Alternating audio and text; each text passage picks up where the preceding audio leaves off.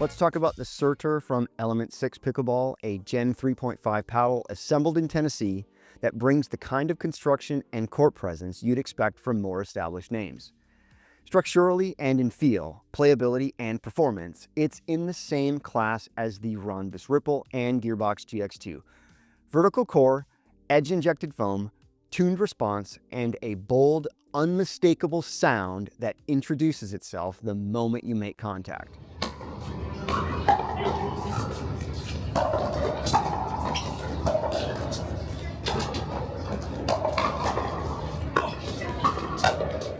Element 6 did send me this paddle for review. They haven't had any input on this piece, no money exchanged hands, and nothing was promised in return.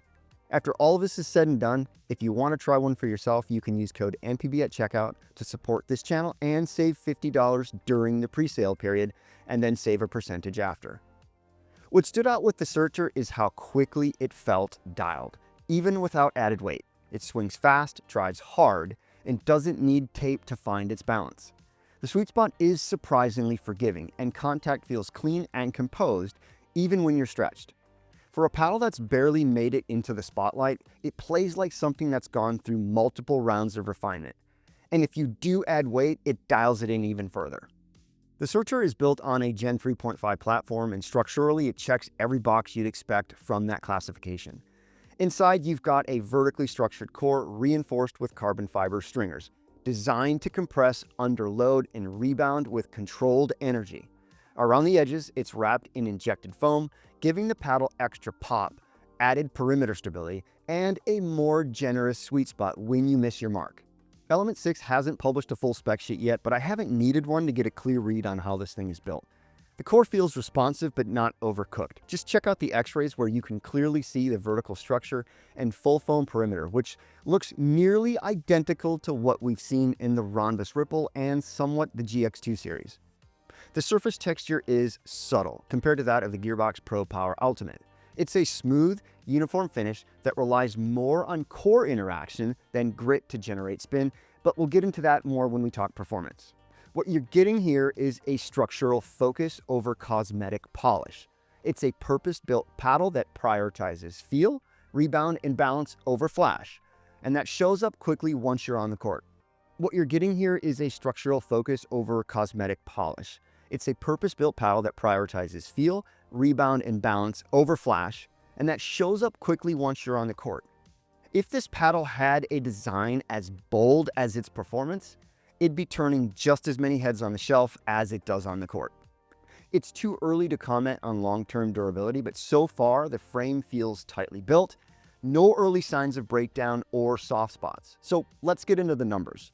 The Surtr features a hybrid shape measuring 16.25 inches long by 7.75 inches wide with a 5.5 inch handle and a 4.25 inch grip circumference. That puts it in the same dimensional class as the Ripple R4 and Vatic Pro Saga Flash, offering a nice balance of reach and surface area without pushing into extreme territory. My test unit weighed 7.87 ounces static with a swing weight of 112.2 and a twist weight of 6.4. That swing weight lands in the middle of the fast but stable zone, quick enough to win hand battles, but not so light that it gets pushed around. The 6.4 twist weight provides just enough margin for mishits without compromising directional control. The balance point measured 24 centimeters. Again, right in the playable range. It doesn't feel head heavy or tail loaded. It swings evenly and responds predictably. After long sessions, I never felt arm fatigue or head drag, which is usually the first thing I notice in heavier builds, which this is not. For players who like to modify their paddle setup with weight, there's room here to tune the response even further. But what impressed me most was how functional the paddle felt in stock form. No drag, no awkward leverage points, and no need to fix the balance just to make it playable. It's not ultra forgiving, but it's more stable than most paddles in this weight class. And for players who like a faster hand feel without sacrificing drive pressure, this spec sheet hits a rare middle ground. So let's see how that translates to performance on the court. From the first few rallies, the Surtr felt sharp. It swings fast, noticeably faster than most Gen 3 or 3.5 builds in this power class, and that speed shows up in transitions. You can stay compact and still get the paddle where it needs to be, which helps in hands battles and quick exchanges when timing is tight. Power comes easy here. It's not trampoline style, but merely direct and controlled. The firepower score came in at 75, which is top tier in my database. And that's backed up by the serve speed and volley numbers at 56.6 miles per hour on serves and 37.2 miles per hour on punch volleys. That's the 81st percentile and 69th percentiles, respectively. You're getting real drive pressure without swinging a tank, and the balance keeps it playable even in longer exchanges.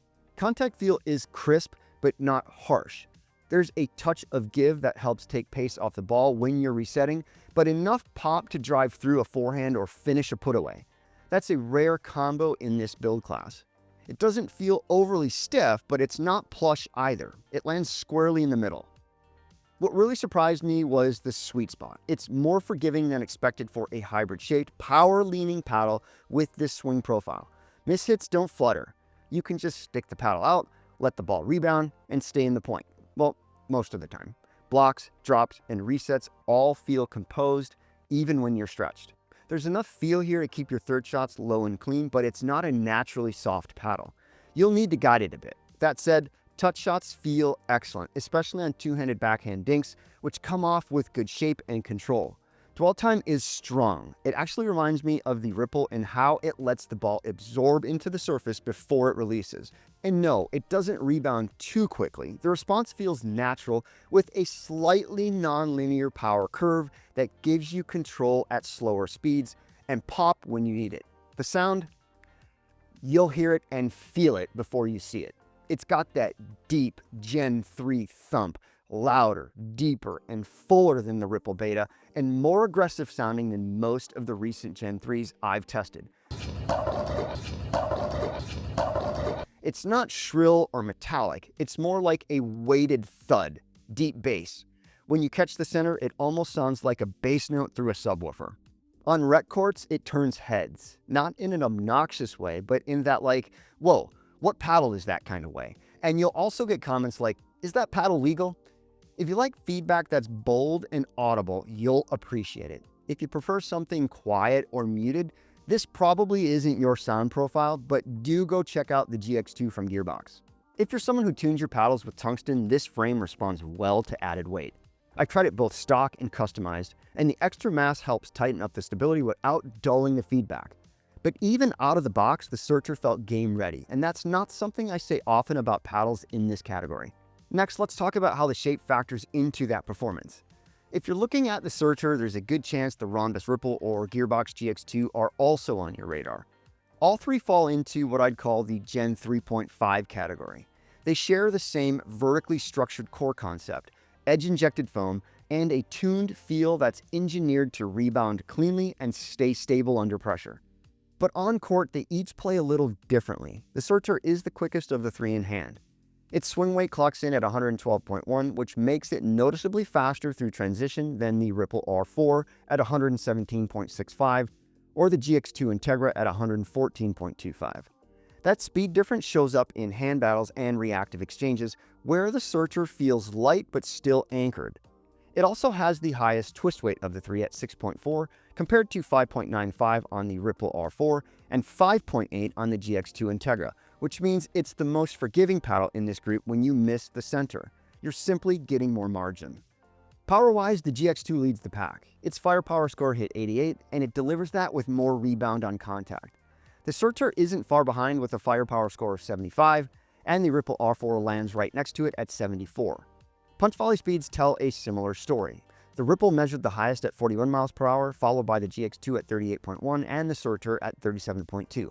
So yes, the Ripple pops harder in quick exchanges, but the Surtr feels just as balanced.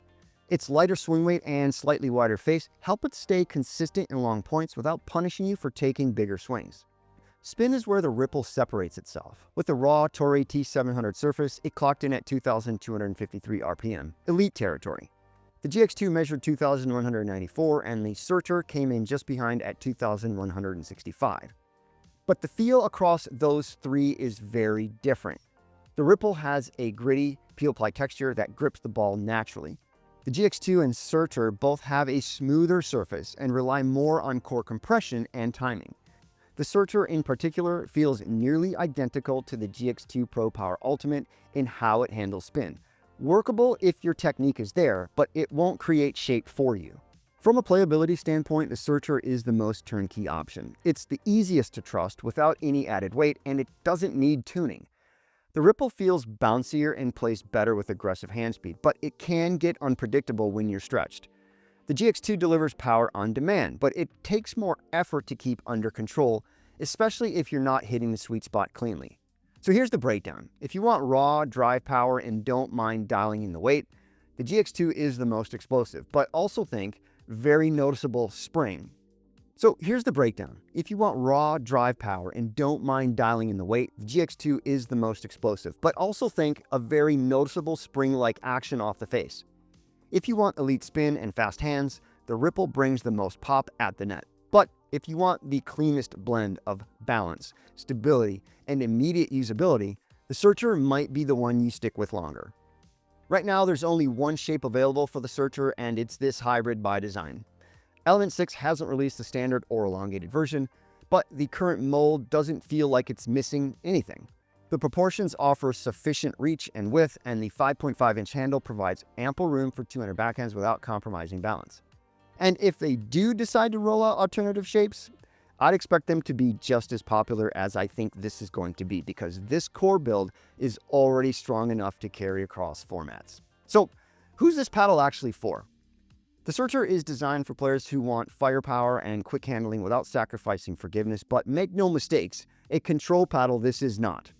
If you like to drive the ball, attack early, and stay aggressive all over the court, this paddle offers a rare mix of top-tier pace and good stability without the usual trade-offs that come with springy paddles.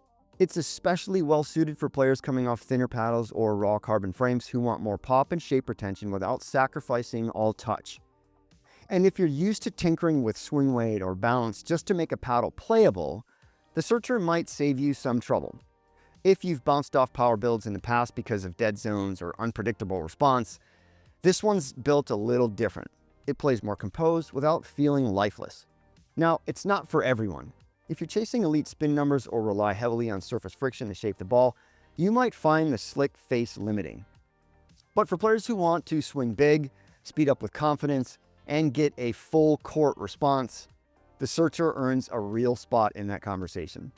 The Surtr is priced at $200 retail, but during the presale window, you can use code MPB to get it for $150 or a percentage off after the presale window. That's a good value, especially for a Gen 3.5 paddle with this build quality and performance profile. You're getting vertical EVA core reinforcement, injected edge foam, clean balance, and one of the more forgiving sweet spots I've tested in this category. At $150, it undercuts many comparable paddles that require more compromises out of the box. And even at full retail, it still holds up. You're not paying for a name. Element 6 Pickleball is on their way up. You're paying for real power, feel, and a design that works without falling apart or going dead after a few weeks. In a market full of paddles that need tape, adjustments, or sometimes apologies, the Surtr is refreshingly plug and play. Final take, the Element 6 Surtr swings fast, hits hard, and stays stable under pressure. It's well balanced, crisp at contact, and more forgiving than it has any right to be at this swing weight. And it does all of that without needing any major tweaks. And sometimes that's rare. If you've got any questions, drop them below. If you're considering purchasing one, please use code MPB at checkout to support the channel and get a discount. And if this kind of grounded, test-based paddle content helps make you make better decisions, hit like, hit subscribe, and I'll catch you in the next one.